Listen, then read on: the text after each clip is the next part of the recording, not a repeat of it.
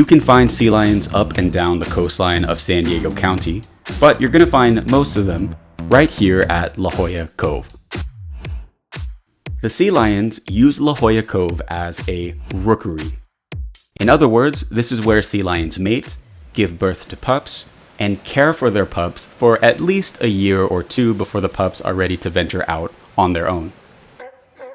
You wouldn't think the sea lions would pick a spot like this. Over the past several years, La Jolla Cove has made headlines for stressful, harmful, and sometimes dangerous interactions between humans and sea lions. We are not going to share any of those videos here. They're easily findable on YouTube if you want to check them out. Our objective today is to answer a simple question. Why do sea lions love La Jolla Cove? Why do they stay in this busy place despite all the negative interactions they have with humans? There's so much coastline in San Diego County, right? Why do the sea lions cling to this one tiny area? Unfortunately, we do not yet have the ability to peek inside the mind of a sea lion. However, through science, we can figure out why the sea lions love this tiny stretch of coastline. Let's dive in. California sea lions spend a significant amount of time in the water, but they also spend a good amount of time on land. For that reason, they prefer to live in areas where they can easily enter and exit the water. La Jolla Cove has a variety of rock outcroppings where the sea lions can quickly hop in and hop out of the water. When they're not swimming, they can hang out on the rocks, bask in the sun, socialize, and care for their pups. This is called hauling out, and the cove has plenty of bluffs that make excellent haul-out sites. However, there are other places in San Diego where you can find these types of bluffs. So why don't the sea lions form rookeries at any of those places? Why have they planted their butts at the cove? If you want to know what makes the cove so special, then you really need to see it from the sea lion point of view. 4, 3, 2, 1. 'Cause no one can do it like we do it, like we do it, like we do it. 'Cause no one can do it like we do it, like we do it, like we do it. 'Cause no one can do it like we do it, like we do it, like we do it. 'Cause no one can do it like we do it, like we do it, like we do it. We got the right stuff. We put the hammer right down. Wanna be like us? You better stick around. If you want it, you gotta prove it. Like we do it, like we do it.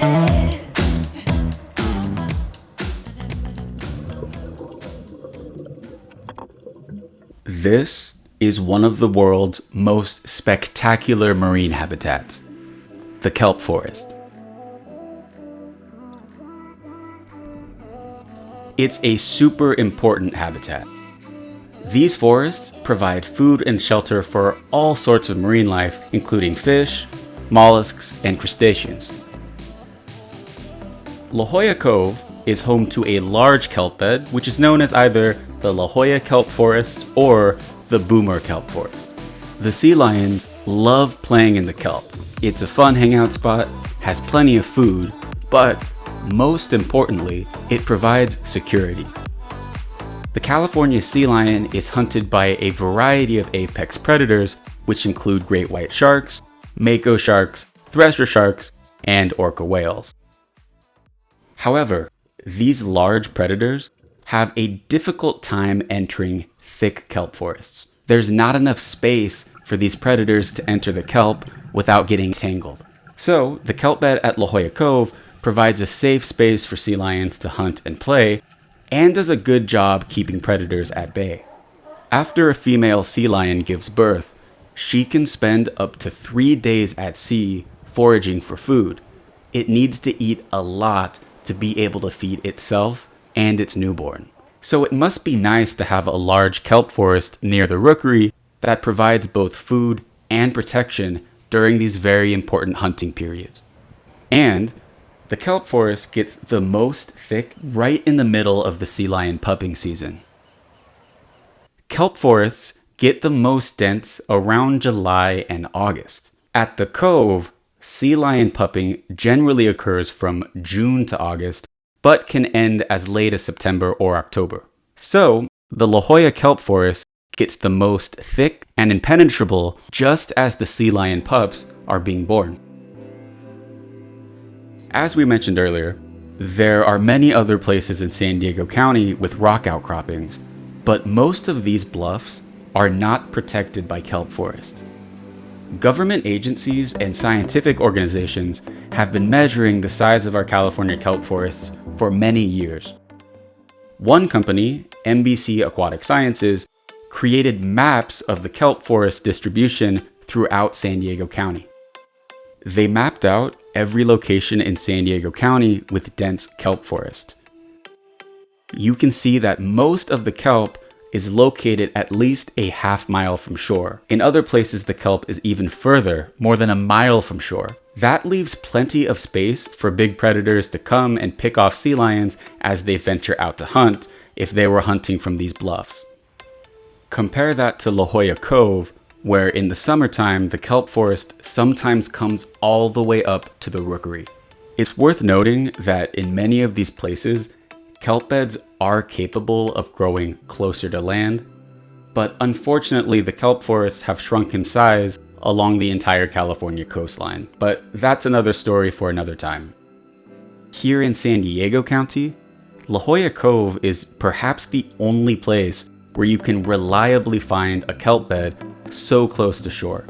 It's one reason why La Jolla Cove is such a great location for sea lion colonies. Last, but certainly not least, La Jolla Cove has tons of food to support these sizable populations of sea lions. California sea lions have a wide palate. They eat fish, crabs, lobsters, squid, octopuses, mollusks, stingrays, even smaller species of shark. And you can find all of those animals in abundance at La Jolla. The waters off La Jolla are extremely biodiverse. There's so much habitat here. Kelp forest, seagrass meadows, rocky reef, sandy beaches, even a deep underwater canyon that's full of life. But it's not only the sea lions that benefit. There's a saying among biologists that a healthy ecosystem has lots of predators. The sea lions are a very important predator here in California. There's no denying they are smelly and noisy, but that's a small price to pay for anyone who loves the beauty and biodiversity of the ocean.